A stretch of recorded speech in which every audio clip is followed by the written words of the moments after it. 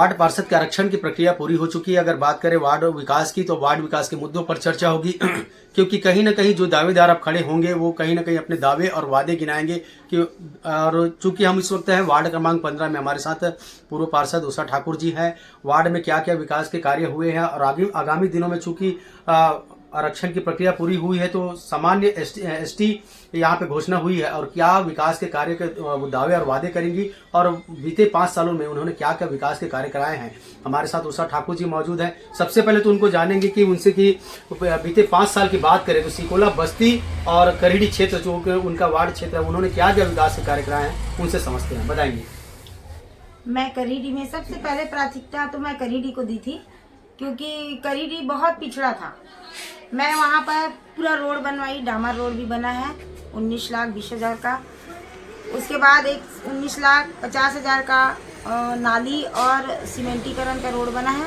जो पूर्व में नाली था उससे पानी का निकासी बाहर के नाली में नहीं हो रहा था, तो उसको बनाने के लिए पुराना नाली पूरा पाटा गया है और पाट के नया नाली बनाया गया। नया नाली के बाद रोड बनाया गया पूरा शीतला मंदिर से लेकर के रेवाराम साहू के घर तक, रेवाराम यादव के घर के तक, और उसके बाजू गली और इधर छोटा गली जिधर ओडिया लोग का निवास है, सीधा बोर था जो पूर्व में, वहाँ बोरिंग बनवाई।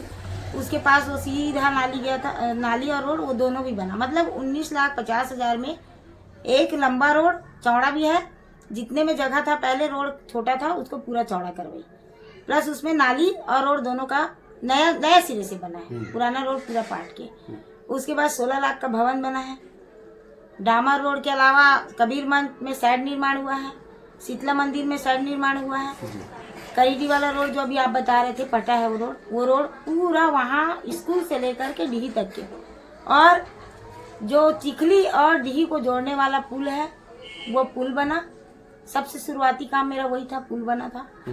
उसके बाद इधर का रोड अभी वर्तमान में काम चल रहा है 27,80,000 का मुक्तिधाम जो चालू है, और उसी में पुल है।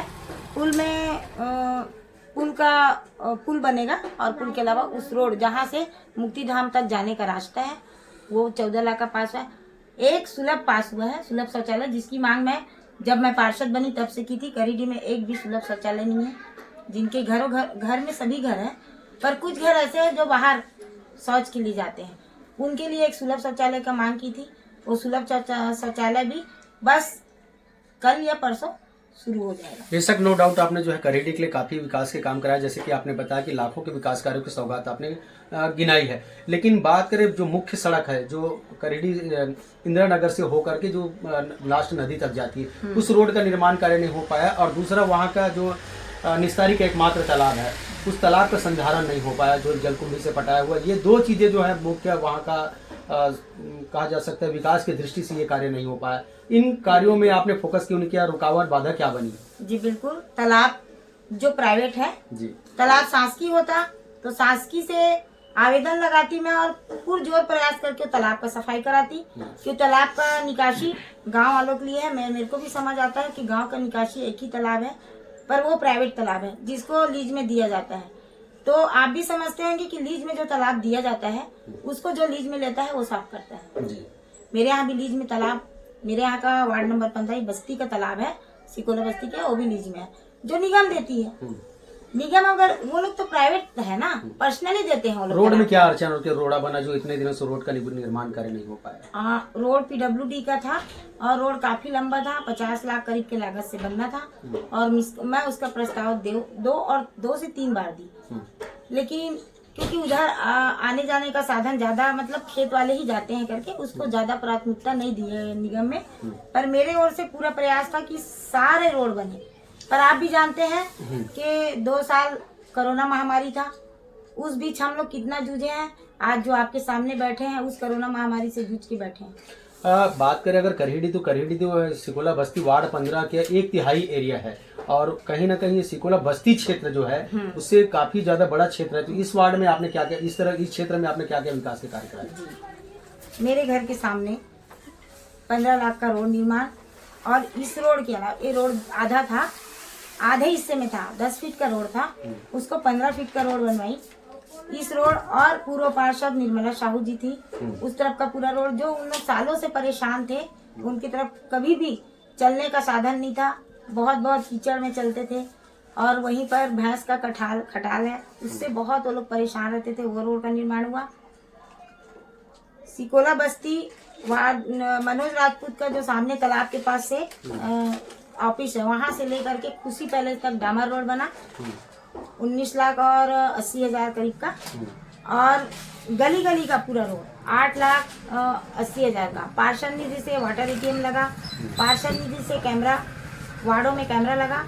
और आज मैं जो वादा की थी पूर्व में जब पार्षद चुनाव लड़ने से पहले कि हर छोटे गली में रोड बनेगा और रोड के साथ अंडरग्राउंड नाली बनाऊंगी, तो आज मैं पूरे छोटे छोटे गलियों में अंडरग्राउंड नाली है और उसके ऊपर रोड का निर्माण और अभी कुछ काम चल रहा है। वार्ड देवारपारा सिकोला बस्ती जो बहुत ही खराब स्थिति था, पर उसको पूर्व में मैं नाली और रोड विकास के लिए पैसा लाई थी, पर वो लोग कुछ बात को लेकर कि नहीं हमारे तरफ ये नहीं बनना चाहिए, हम लोग को नहीं चाहिए रोड, बस हमारे यहाँ एक टंकी बना दो। चलिए, आपने कहीं ना कहीं बहुत सारे विकास के कार्यों को गिना है, लेकिन अगर बात करें वार्ड के माहौल की तो अभी बीते हाल के दिनों के गर्मी के दिनों से बात देख सकते हैं कि चूंकि आपके बाजू में जो है शांति नगर क्षेत्र है, वहाँ चाकूबाजी की घटना है, तो वार्ड में माहौल जो कहीं ना कहीं हर वार्ड में अब खराब होता है वो कहीं कहीं नजर आ रहा है। तो माहौल को देखते हुए वार्ड में अब CC रोड निर्माण की बहुत ऐसी आवश्यकता हो गई है। आपके वार्ड में कैसे दुरुस्त है? नहीं, मेरे यहाँ तो पूरे गलियों में और जितना मेरे वार्ड में रोड है सब CC रोड बना हुआ है। किसी भी वार्ड आप पूरा बस्ती मेरा घूमे, आप पूरा बस्ती देखेंगे। CCTV की बात कर रहा हूँ। CC कैमरा तो जहाँ जहाँ पर संगीत लोग रहते हैं वहाँ CC कैमरा लगा हुआ है।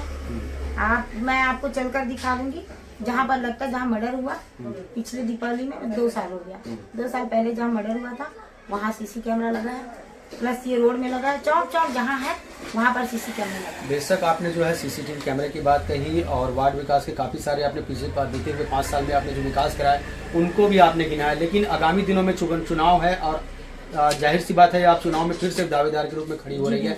अब क्या विकास के मुद्दे और दावे रहेंगे? क्योंकि कुछ लोग जो है कहीं ना कहीं बीते समय में बात करें चकरडी क्षेत्र कुछ लोग नाराज भी आपसे नजर आए थे।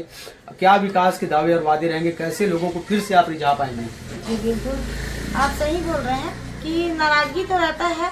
5 साल का कार्यकाल बहुत ज्यादा समय नहीं रहता, क्योंकि 2 साल आप लोग जान रहे हैं कोरोना में चले गया और 1 साल तो आप जानते हैं कि आचार संहिता में निकल जाता है। आचार संहिता में आपको भी पता है कि चुनाव कुछ काम नहीं होता, शासकीय काम। तो उस समय मेरा 3 साल तो प्रभावित हुआ।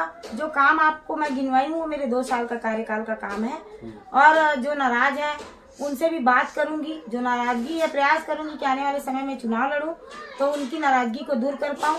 100% काम तो मेरा नहीं हुआ है, इसके लिए मैं माफी चाहूंगी अब वार्ड की जनता से, क्योंकि मैं उनको सबको पता है कि हम किस महामारी से गुजरे हैं। तो मैं सबको मनाने का प्रयास करूंगी और सबसे चाहूंगी कि वो मेरा साथ दे, क्योंकि जो विकास कार्य में बचा हुआ है उसको आगे मैं पार्षद बन के पूरा करने का प्रयास करूंगी। किन मुद्दों को लेकर जाएंगे, क्या लक्ष्य है और क्या बड़े एकाध विकास के कार्य गिना दीजिए जो अधूरे आपको लगते हैं कि इनको मुझे कराना है? जी बिल्कुल, अभी मेरा वो जो आप बोले हैं PWD का काम था रोड का, जो 50 लाख की लागत से बनना था, सड़क या डामर हो या फिर CC रोड हो, वो मेरा काम है, उसको मैं प्राथमिकता से करवाना चाहूंगी। महफिल ढाबा से लेकर के मनोज राजपूत के दीवार तक रोड है, वो भी 50 लाख की लागत से बनना है, वो भी नहीं बन पाया क्योंकि रवाशी इलाका नहीं है उधर, इसलिए ज्यादा अधिकारियों का ध्यान उधर नहीं गया। बस ये दो काम अभी मेरा मेन बचा है। और तालाब को सौंदर्यीकरण के नाम से 10 लाख का सौंदर्यीकरण अभी हुआ है, तो मैं चाहूंगी कि उसमें 40 लाख का जो बात कहा गया था निगम से कि उसमें 40 लाख देंगे और पचरी वचरी कुछ बनाने का बचा और बहुत सारा चीज है जिसमें गार्डन नुमा तालाब का सौंदर्यीकरण कराना चाहती हूँ।